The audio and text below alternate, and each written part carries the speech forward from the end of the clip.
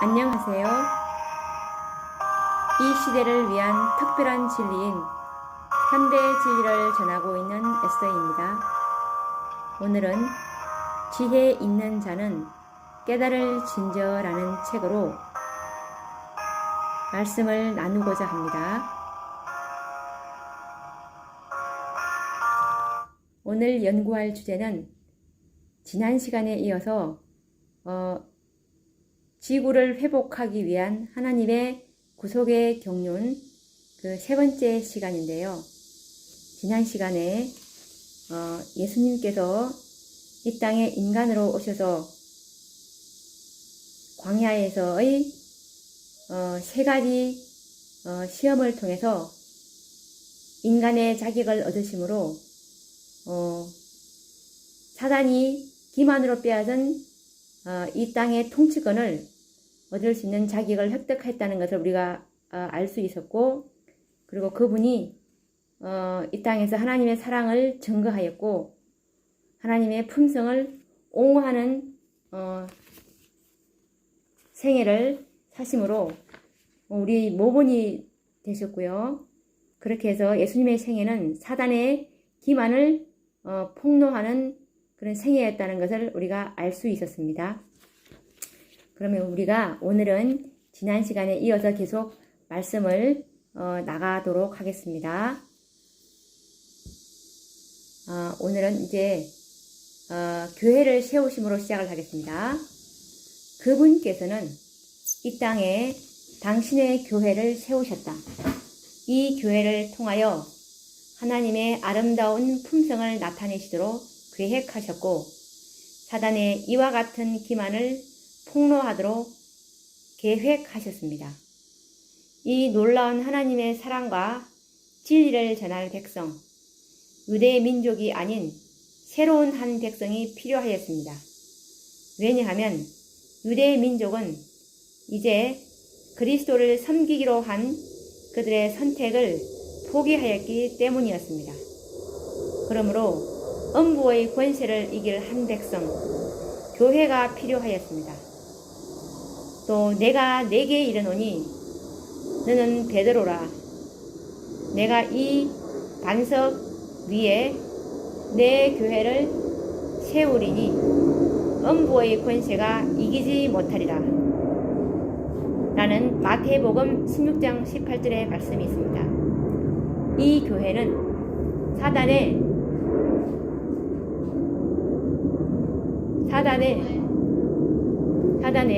어떠한 기만에도 속지 아니하고 어떠한 위협에도 흔들리지 않는 죽으면 죽으리라는 믿음을 가진 백성들이 되어야 합니다. 뜻을 정하여 하나님만을 섬기기로 선택하는 백성들이 되어 사단의 통치를 반대하는 운동을 벌여야 합니다. 사단은 끝까지 기만이라는 도구를 사용하여 이 세상의 통치권을 가지려 할 것입니다.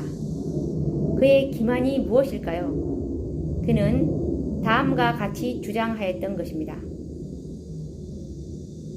이에 관련된 증언의 말씀, 시대의 소망 761페이지 말씀을 읽어드리겠습니다. 대쟁토의 초기에 사단은 하나님의 율법은 순종할 수 없으며 공의가 자비와 조화되지 않으므로 율법을 파기하지 않고는 죄인이 용서받을 수 없다고 선언했다. 사단은 하나님의 율법의 속성인 자비와 공의가 조화되지 않으므로 하나님의 율법은 순종할 수 없다고 주장하였다.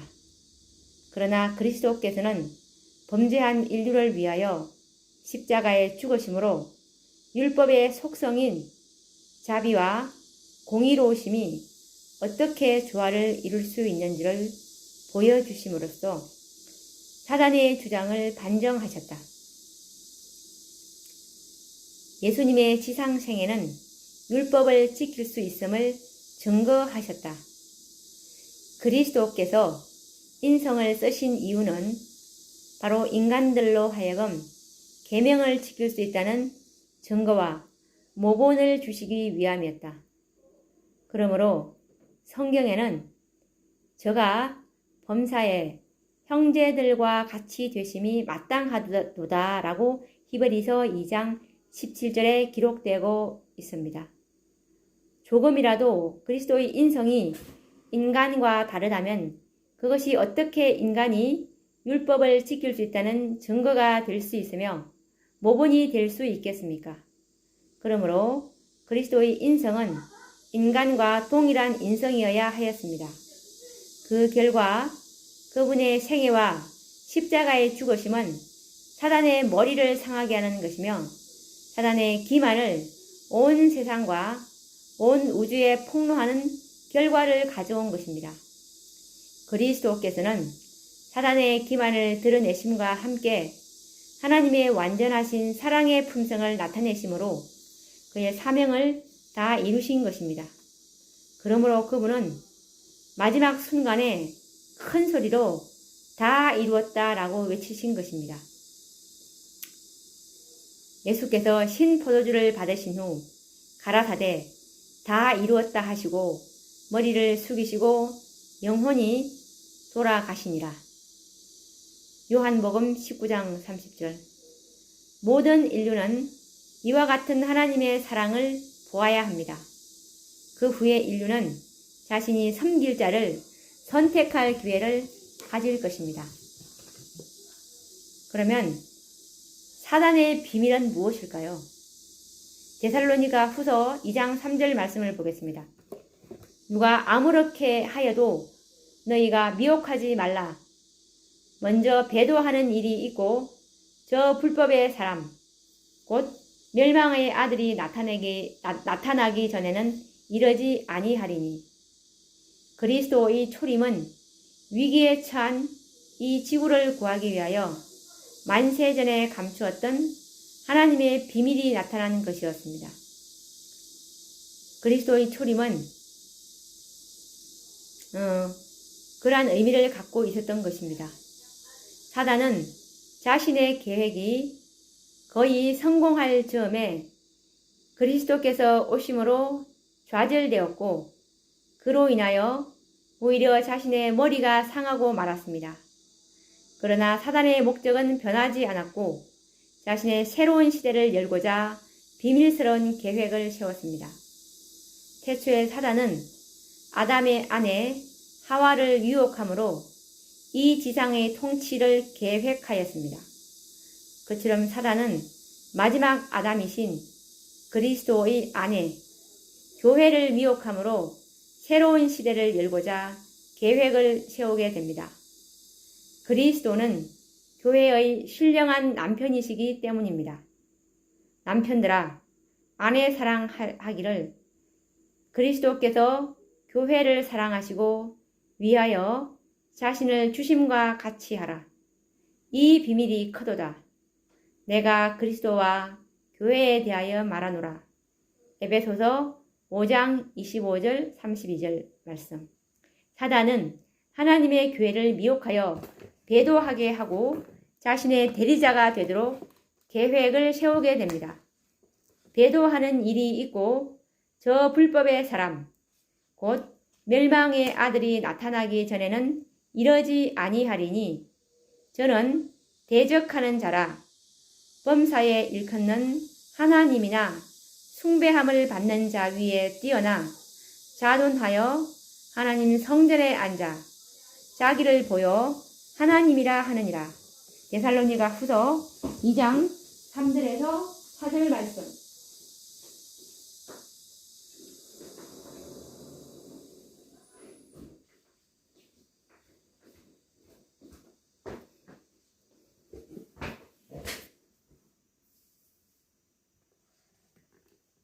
바로 이 배도한 교회가 법왕권인 것입니다. 성경에서는 이 배도한 교회를 불법의 사람, 곧 멸망의 아들이라고 하였으며 다니엘 7장 8절에서 작은 뿔, 곧 때와 법을 변개할 존재로 상징하였고 요한은 적 그리스도, 큰성 바벨론, 그리고 요한 1서 2장 18절 계시록 14장 8절과 17, 계시록 14장 8절과 계시록 17장 1절에서는 엄멸하고 표상하였습니다. 사단은 바로 이 배도한 교회를 이용하여 하나님을 대적하고 그의 성도를 괴롭게 하며 진리를 땅에 던져 짓밟으며 하나님의 율법을 변경시켜 이 세상 모든 거민들로 하나님을 대적하는 자신의 전쟁에 동참시키려고 계획을 세우게 됩니다. 이 계획을 사도 바울은 불법의 비밀이라고 하였습니다. 이 비밀은 하나님을 믿노라고 하면서도 하나님을 반역하는 대열에 참여하도록 하는 사단의 계획입니다. 이것은 기만을 통하여 가능한 일입니다. 하나님의 율법을 변경시키고 진리와 오류를 섞어서 혼란하게 하여 바벨론, 즉 혼잡이 되게 하는 것입니다. 그 결과 교회가 혼잡하게 되고 백성들이 참된 진리를 잊어버리게 되면 모든 인생들을 속일 수 있기 때문입니다. 이처럼 자신이 변경한 율법인 넷째 계명을 모든 인류가 지키게 된다면 그 백성들은 사단을 섬기기로 선택하는 결과가 될 것이기 때문입니다.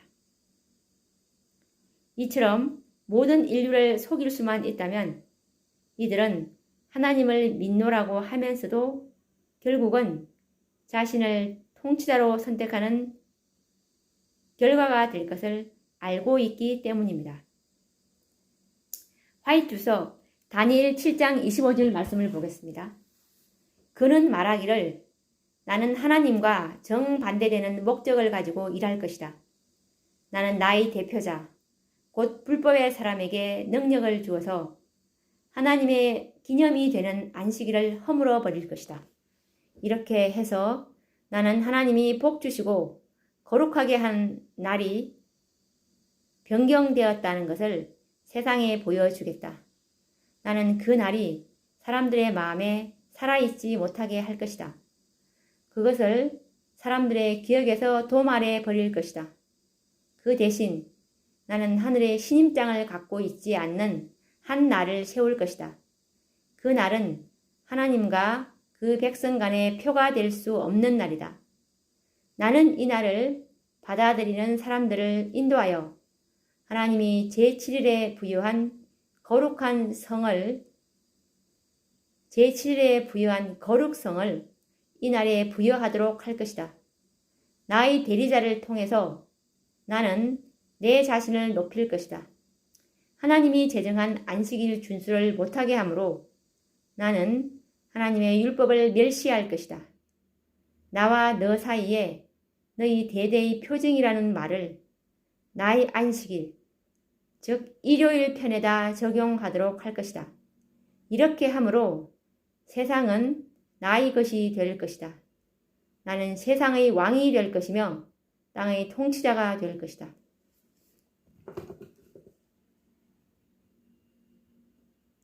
데살로니가 후서 2장 10절에서 12절 말씀을 읽어보겠습니다.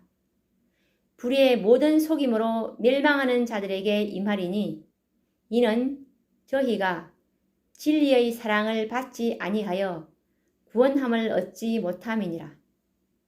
이러므로 하나님이 유혹을 저희 가운데 역사하게 하사 거짓 것을 믿게 하심은 진리를 믿지 않고 불의를 좋아하는 모든 자로 심판을 받게 하려 하심이니라. 다니엘에 나타난 바벨론은 실제적인 나라요.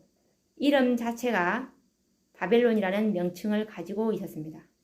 그러나 요한계시록에 나타나는 바벨론은 소위 하나님의 교회라는 명칭은 가지고 있으나 현대의 진리를 거절함으로 진리와 오류가 혼잡하게 되어버린 교회들을 바벨론이라고 말합니다.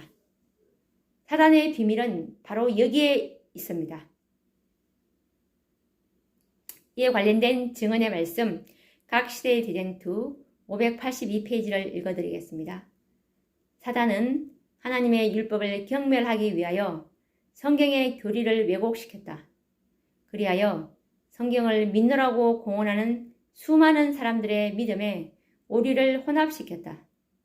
진리와 오류와의 마지막 큰 싸움은 하나님의 율법에 대하여 오랫동안 계속되어 온 마지막 싸움에 불과하다. 왜 사단은 진리와 오류를 섞어 놓을까요?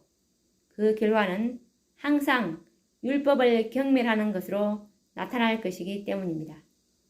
하나님의 율법을 경멸하는 것은 하나님을 대적하는 행위요. 그러므로 그들은 자신도 모르게 하나님을 향하여 전쟁을 하고 있는 것입니다. 하나님을 섬기노라고 하면서 하나님과 전쟁을 하고 있는 것입니다. 이 얼마나 놀라운 기만입니까? 로마 교회는 진리를 배도함으로 바벨론의 원조인 엄녀의 어미가 되었고, 프로테스탄트는 계시록 14장의 세천사의 기회를 거절함으로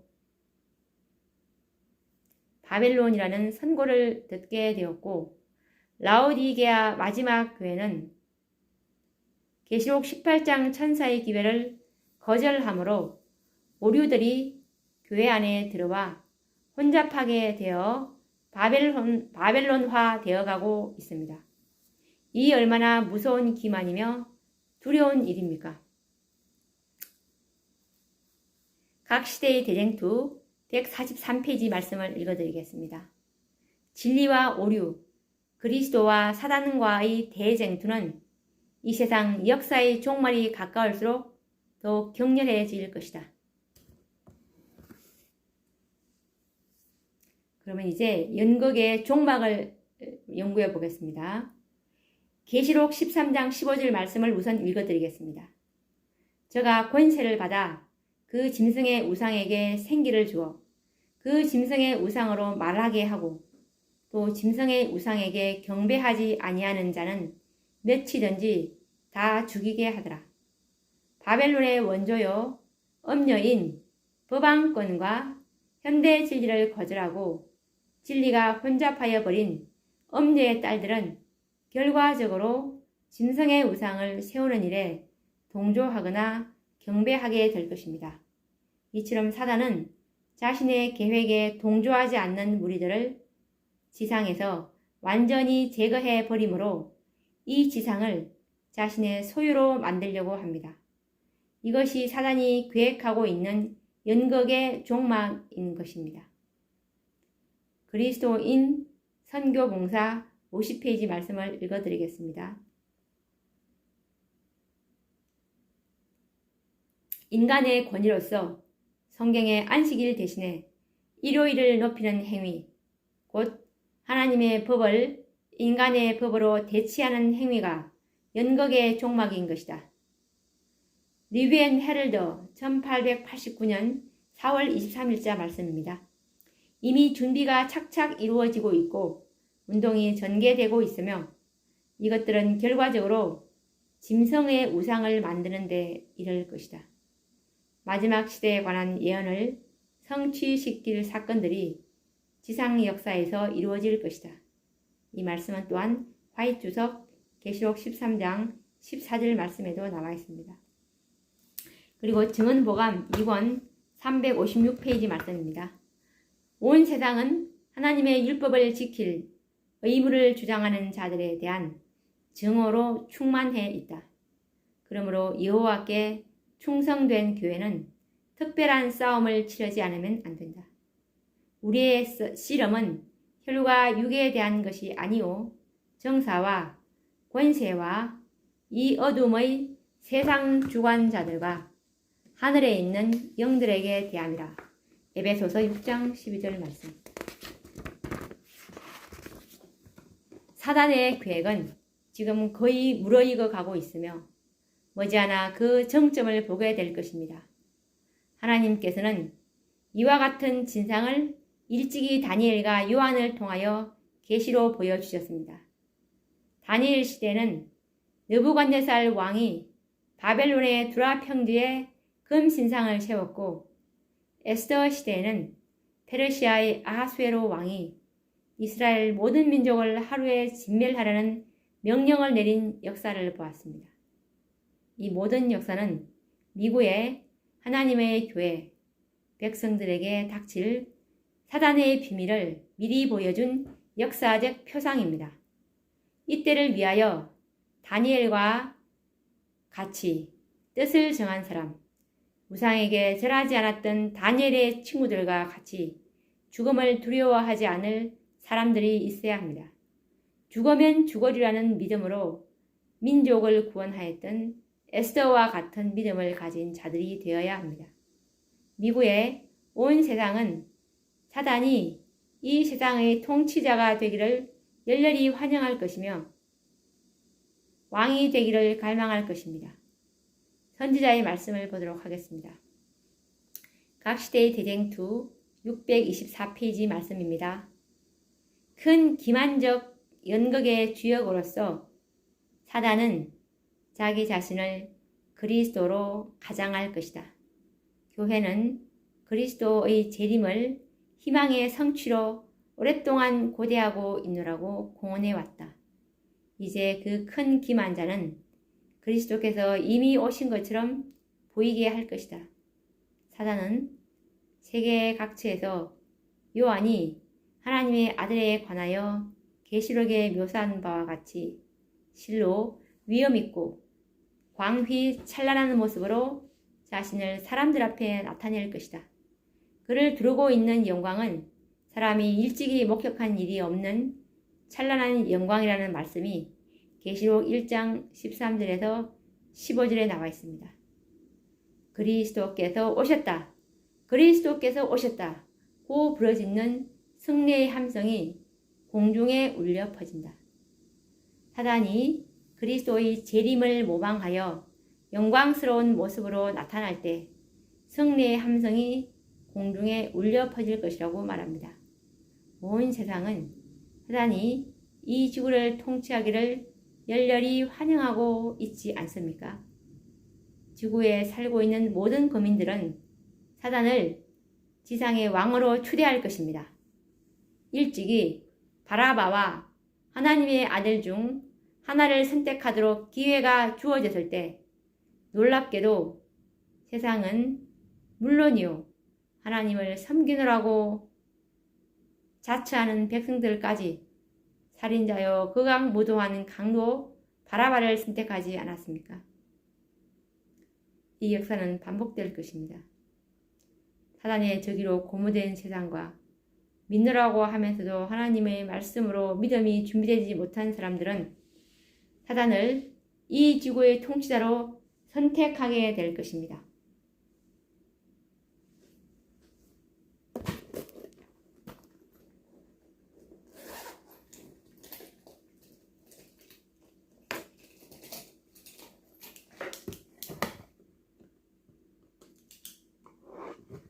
이때에 이 지구를 사수하기 위하여 그리스도의 편에 있을 자가 누구일까요?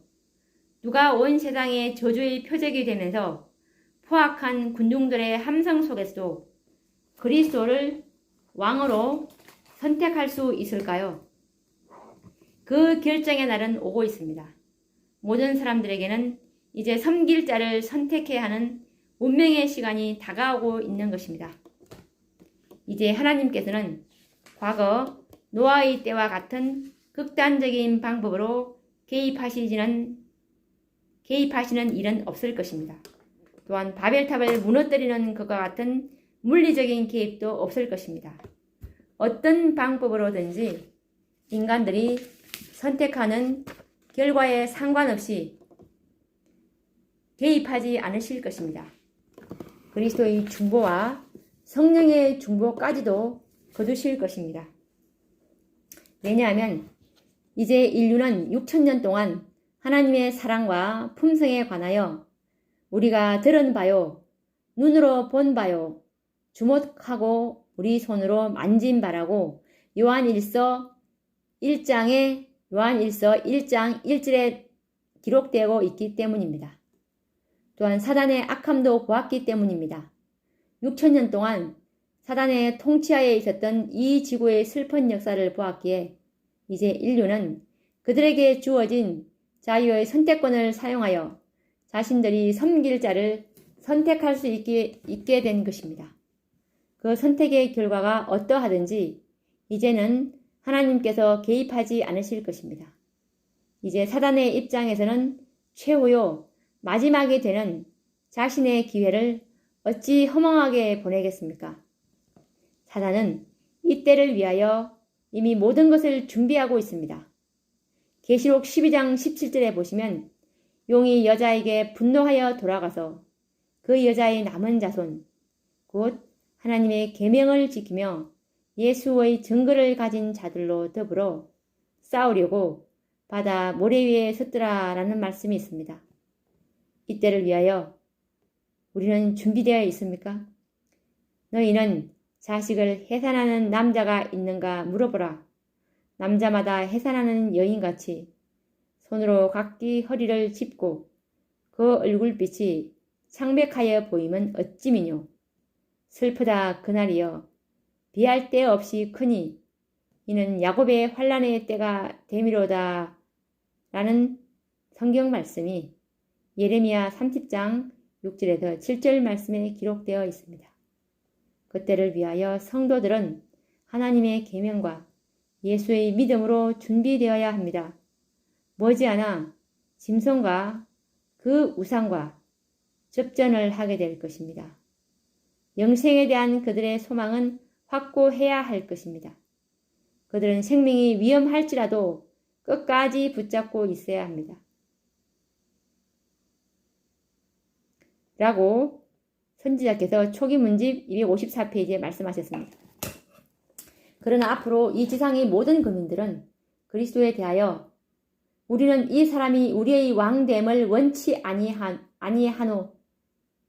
아니하노이다 라고 누가복음 19장 14절에 나와 있듯이 이렇게 외칠 것이며 그들은 그리스도가 아니라 바라바, 즉 사단을 원하노라고 부르짖을 것입니다. 그때 여러분들은 어느 편에 있게 될 것입니까? 온 세상은 그들이 섬길 왕으로 사단을 추대할 것이나 한편으로 사단이 이 지상의 왕됨을 반대하는 한 작은 무리가 있을 것입니다. 이들이 바로 이 지구를 사수하는 자들이요, 이 지구를 지키는 자들일 것입니다. 사단은 이 지구를 탈취하려면 계획은 바로 이 작은 무리들에 의하여 영원히 실패하고 맙니다. 그는 하나님께서 인간에게 주신 자유의 선택권을 악용하여 이 지구의 합법적인 통치자가 되려 하였으나 뜻을 이루지 못합니다. 드디어 사단은 자신의 모든 기만이 만천하에 공개되고 이 지구를 강탈하려던 그의 불법적인 죄악은 폭로됩니다. 하늘에서 그는 하나님의 율법이 그들의 자유를 구속하는 것이라고 비난하고 참소하였던 그는 이 지구에서도 모든 국민들은 자신을 왕으로 선택하기를 원하지만 하나님의 불법적인 개입으로 인간에게 주어진 자유를 구속하고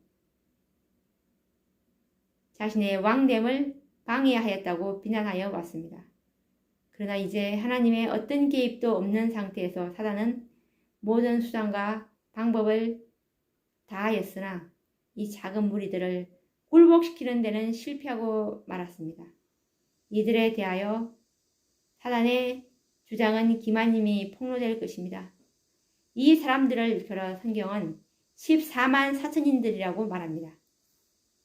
또 내가 보니 보라 어린 양이 시온산에 섰고 그와 함께 14만이 섰는데 그 이마에 어린 양의 이름과 그 아버지의 이름을 쓴 것이 있도다 라고 계시록 14장 1절에 기록되어 있습니다. 하나님의 개입만 없다면 이 세상의 모든 거민들은 자신을 이 지상의 왕으로 추대했을 것이라는 사단의 주장은 이제 기만으로 나타나고 말았습니다.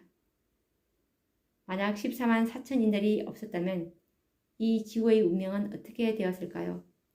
이들은 수많은 사단의 미혹과 협박 속에서도 지구를 끝까지 사수한 자들이 되었습니다. 이들은 오직 인류를 위하여 인자가 되신 그리스도를 이 지구에서, 아니 온 우주를 통치하시는 만왕의 왕으로 선택하였습니다. 성도님 여러분, 우리가 이들 속에서, 즉 14만 4천인들 속에서 발견되어야 하지 않겠습니까? 그때에는 여호와께서 천하의 왕이 되시리니 그 날에는 여호와께서 홀로 하나이실 것이요 그 이름이 홀로 하나이실 것이며 스가랴 14장 9절 여호와의 이름을 찬양할지어다. 그 이름이 홀로 높으시며 그 영광이 천지에 뛰어나심이로다. 시편 148장 13절이라는 찬양이 온 우주에 울려 퍼지게 하자.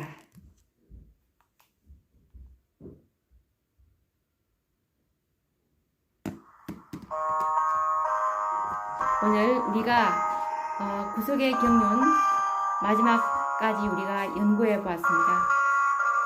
이 얼마나 공의롭고 자비로우신 하나님의 계획입니까?